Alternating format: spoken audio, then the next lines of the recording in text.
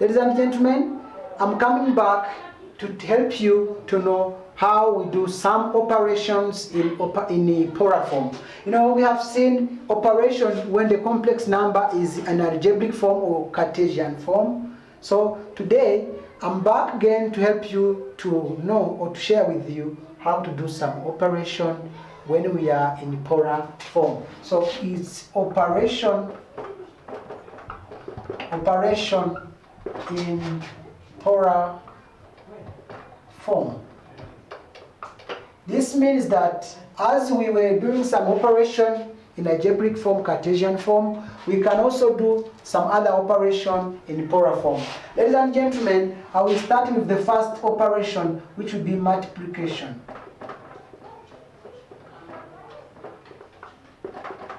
Multiplication of complex number in polar form. How do we do now? We shall consider, let us consider two complex numbers. Two complex numbers. Those complex numbers will be Z1, which will be equal to R1, which means the modulus of the first complex number, times cosine theta 1 plus I sine theta 1, where theta 1 is the argument of the first complex number. And we shall have another second complex number, Z2, which is equal to R2 cosine theta 2 plus I sine theta 2. Now, having these two complex numbers, the formula of multiplication of these two complex numbers will be given by what? So, we are going to see that the formula of multiplication is given by, it will be given by Z1 times Z2, which will be equal to what? When we are multiplying two complex numbers, we multiply the modulus. It means that the product of two complex numbers, the modulus of the product of two complex numbers equals to the product of the modulus, the moduli.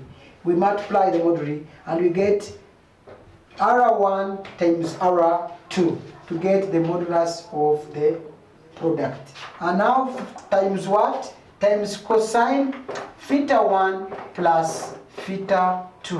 What does it mean here, ladies and gentlemen? This means that when we are finding the argument of a product, we add the arguments, the individual arguments, and then plus I sine theta 1 plus theta 2. This is what we have as a formula to find the product of two complex numbers. Ladies and gentlemen, if they ask you to find the product of two complex numbers, you do nothing than finding the product of the moduli to give you the modulus of the product, and you add the argument to get the argument of the product.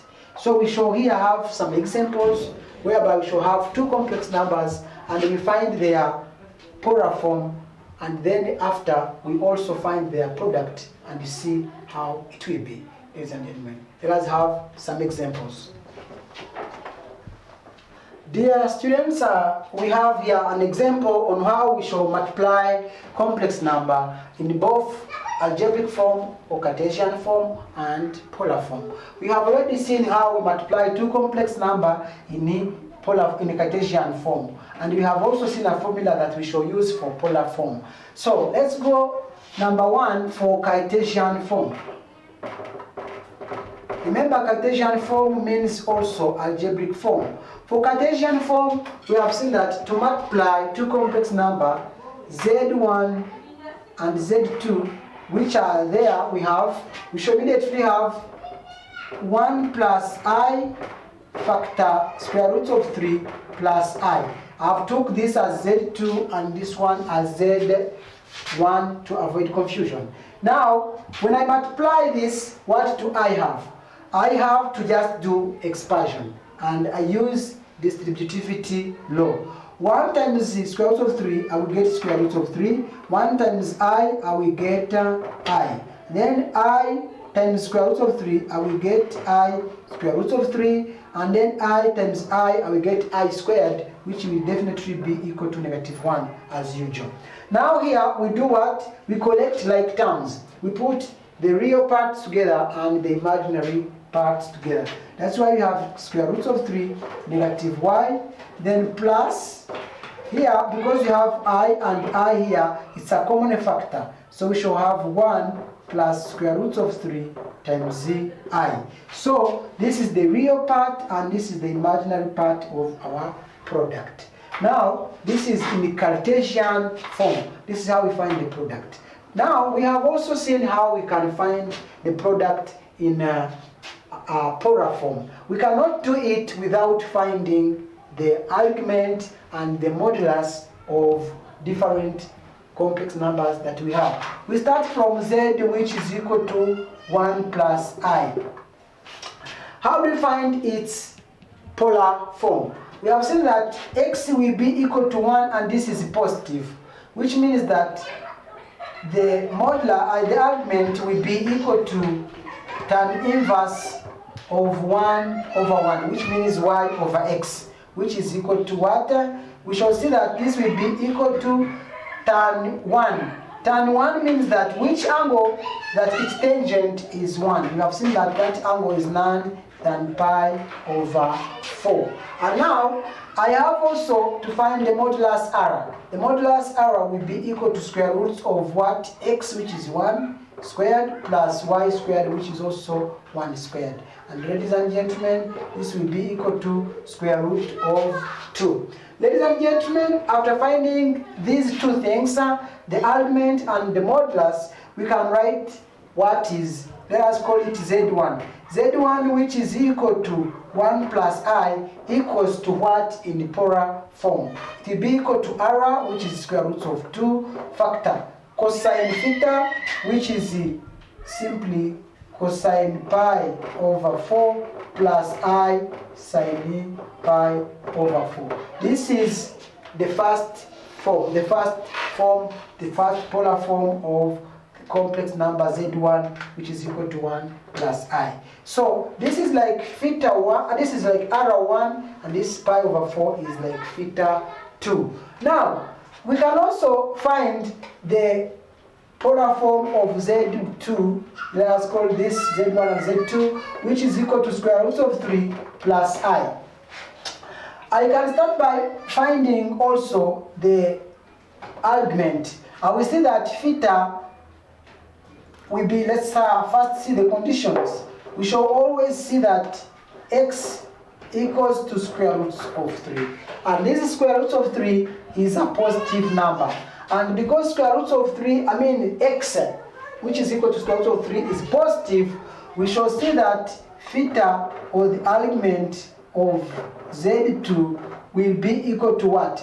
It will be equal to arc, or tan inverse of x, y over x, which will be 1 over square root of 3, ladies and gentlemen. And now here, ladies and gentlemen, we shall see that the argument will be equal to what? If we ask ourselves which angle that its tangent is 1 over square root of 3, it is easy for everyone to see that it is the angle where its sine was 1 over 2 and its cosine was square root of 3 over 2. And because now we have sine over cosine, it will be 1 over 2 divided by square root of 3 over 2 again. And that 2 will disappear and we remain with 1 over square root of 3. And that angle, if you look in this trigonometric circle, that angle is none than 30 degrees, which is pi over 6 in radian. Because you have seen that all the angles have to be in radians, so we should write it like that. So guys, we shall now find R2, which is the absolute value of Z2, and this will be equal to square root of x squared, which is the square root of 3 squared, plus y squared, which is 1 squared. And this will be square root of 3 plus 1. And this will be square root of 4, let's see. This will be square root of 3 plus 1, which is square root of 4, and this will be square root of 2. Ladies and gentlemen. So which it will be equal to 2, not square root of 2. This will be square root of 4 equals to 2. Now, we can now be able to write also Z2 in polar form. So let us go ahead and as we do the product for the 2. So, lovely students, we have already seen how we have found the polar form of the complex number z, which is equal to 1 plus I, which is equal to square root of 2 cis pi over 6. Remember, when I write cis, square root of 2 cis pi over 6, it is the same as writing square root of 2 cosine pi over 6 plus I sine pi over 6, which is actually the same form, the same polar form of this complex number. So we have seen also how we have found z2 in polar form, which is equal to square root of 3 plus 1 plus 1i, which is equal to 2 cis pi over 6, ladies and gentlemen. So our purpose is to know how we can find the product z1 times z2 in polar form. So which will be what, ladies and gentlemen? We have seen that when we are finding the product of two complex number, in polar form, this equals to R1 times R2 factor cosine theta 1 plus theta 2 plus I sine theta 1 plus theta 2, ladies and gentlemen. So this is the formula, and if you can see very well the formula, what we do is none than finding the product of the modulus, the moduly, and we also find the sum of the arguments. This is how we just find the product. Now, ladies and gentlemen, this will be equal to what? R1, we shall see that Z1 times Z2 will be equal to R1, which is the modulus of the first complex number, and that is square root of 2, times now the modulus of the second complex number, which is 2, and then times what, ladies and gentlemen? All of this times cosine of theta 1, which is the argument of the first complex number, which is pi. Oh, sorry, it's not pi over 6, rather it's pi over 4. So which is pi over 4, and then plus pi over 6, which is the second argument, plus I sine pi over 4 plus pi over 6, ladies and gentlemen. There we close. So this is how we find our product of these two complex numbers. So you can see z1 times z2 here will be equal to 2 square root of 2 factor. Ladies and gentlemen, if we find the sum of these two complex numbers, this is pi over 4 and pi over 6. It's like 45 plus 30, which means we get which angle, ladies and gentlemen? The common denominator will be 6 times 4, which is bigger than what we want. If you want to just look the lower common multiple, it will be 12. Because 12 can be the lower common multiple of the two other numbers, 4 and 6. 12 divided by 6, we get, 12 divided by 4, we get 3. 3 times pi, we get 3 pi. Then 12 divided by 6, we get 2 plus pi, we get 2 pi. If we multiply, then we get this. So this is cosine of this. Then plus I sine, ladies and gentlemen, again 3 pi plus 2 pi over 6. So if we finally find the product, we shall get it is 2 pi, 2 square root of 2. Then, ladies and gentlemen, we have now cosine 3 pi plus 2 pi, which will be 5 pi over 12, which is now cosine 5 pi over 12 plus I sine, of course, 5 pi over 12 again and we close. So this is the polar form of the product of these two complex numbers, ladies and gentlemen. So this means that you can find the product using normally these two polar forms, as well as you can first of all use the product in algebraic form, and then you come back to the polar form after finding the product in algebraic form. Thank you. I'm going to leave you with the homework, and then this homework will help you to know how you can understand better these things. Thank you. But sorry, here is not 6, rather it is the 12, which is the common factor. The common factor here is 12, and after correcting it, we shall go on and we shall find 5 pi over 12 plus I sin 5 pi over 12 again, which is the normal polar form of this product. I will leave you with the homework. Let me give it to you, and we will help you to evaluate yourself whether you have understood. Thank you. So, dear students, after seeing how we can find the product of two complex numbers in the polar form, here you have a homework to do. You have to find the product of the following complex numbers in polar form and Cartesian form. And there are the students, you will do number 1, which is Z1, which is equal to 1 minus I, and Z2 equals to square root of 2 plus square root of 2I. So here you are asked to find Z1 times Z2 in both polar form and Cartesian form. And after all, you will do number 2, which is made of Z1, which is equal to 2 plus 3I, and Z2, which is equal to 1 plus square root of 3I. And after, you will see whether you have understood the lesson.